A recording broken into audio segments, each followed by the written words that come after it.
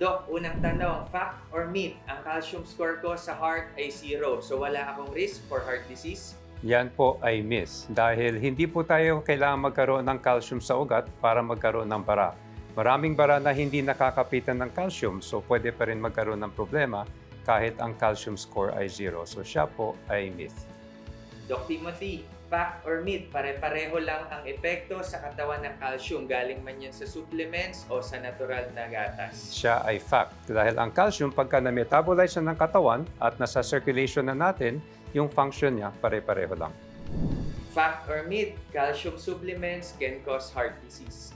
Siya po ay myth. Ang calcium supplement ay hindi cause ng heart disease, pero ang heart disease ang cause kung bakit kumakapit ang calcium sa ugat. Fact or myth, para maging safe ang calcium supplements, kailangan mo lang ng vitamin D? Siya ay myth kasi safe naman ng calcium supplements kahit walang vitamin D, pero mas effective ang calcium pag may kasamang vitamin D lalo na para sa osteoporosis. Fact or myth po, Doc, parehas lang ang adult milk at regular milk?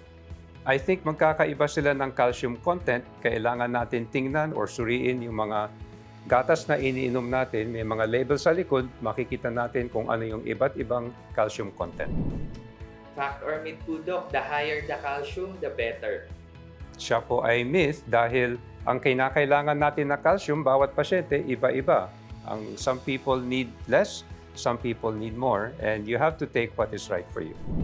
And lastly po, Doc, fact or myth, all calcium supplements are the same?